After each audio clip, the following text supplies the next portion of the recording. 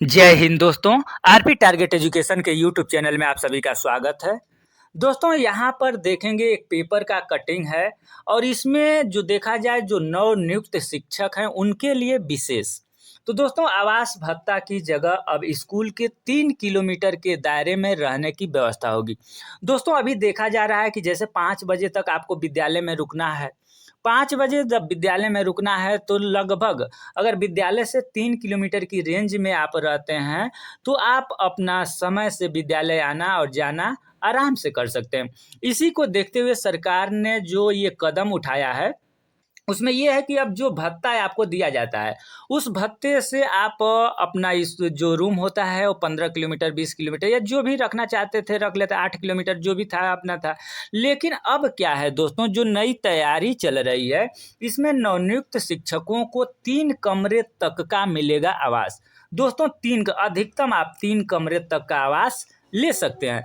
लेकिन किसे 3 कमरे का मिलेगा, किसे 2 कमरे का मिलेगा और किसे 1 कमरे का मिलेगा, ये सारी जानकारी शिक्षा विभाग के द्वारा हर एक शिक्षकों से मांगी गई है। ठीक है, लेकिन उसको हम लोग इस न्यूज़पेपर के कटिंग के माध्यम से पूर्ण रूप से देख लेते हैं।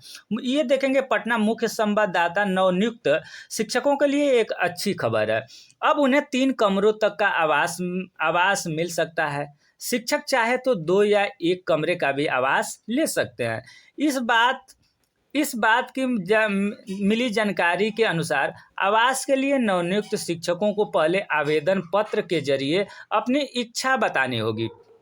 दोस्तों ये जबरदस्ती नहीं सौंपा जा रहा है। ठीक है, आपको क्या होगा कि एक आवेदन लिया जाएगा और उस आवेदन में आपकी इच्छा ली जाएगी कि आप 2 कमरे के रूम चाहते हैं, कहाँ रहना चाहते हैं, ये सारे प्रोसेस इसमें है जिसको कि पहले इसको हम लोग देख लेते हैं। लिए जिला शिक्षा कार्यालय की ओर से सभी जो विद्यालय को आवेदन पत्र भेजा गया है। नवनियुक्त सभी शिक्षकों को आवेदन पत्र भरना है। शिक्षक जैसा जानकारी देंगे उसी के अनुसार शिक्षा विभाग की ओर से उनके लिए आवास का निर्माण कराया जाएगा। बता दें कि शिक्षा विभाग अब तक शिक्षकों को आवास भत्ता देता रहा है, लेकिन अब स्कूल के 3 किलोमीटर के दायरे में आवास मिलेगा। इसके लिए शिक्षक स्कूल के पास रहेंगे और समय से पहुंचेंगे। इस बाबत हर शिक्षक को घर के लिए 3 विकल्प दिए जा रहे हैं। इसमें से एक विकल्प 2 और 3 कमरे के आवास का विकल्प शामिल है। इनमें से किसी का चयन करना है। ठीक है दोस्तों, कहने का मतलब ये है कि देखिए यहाँ पर जो लिखा है, शिक्षकों को इन बातों को की देनी होगी जानकारी। कौन कौन सी बात है? पहला है कि वह नियोजित शिक्षक हैं या बीपीएससी। ठीक है, यानी जो जानकारी देंगे आप बीपीएससी हैं या नियोजित शिक्षक हैं।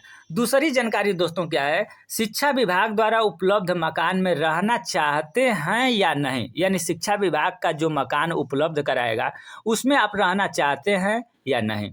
1 कमरा 2 कमरा या 3 कमरा चाहिए। क्या आप अपना मकान दूसरे शिक्षक के साथ साझा करना चाहते हैं? जैसे मान लीजिए कि 3 रूम का आपने फ्लैट लिया, तो क्या दूसरे शिक्षक के साथ अपना, जैसे मान लीजिए कि ये 3 लोग मिल करके आप लोग लेना चाहते हैं, इस तरीके से यानी साझा करना चाहते हैं, ये आपसे पूछा जाएगा।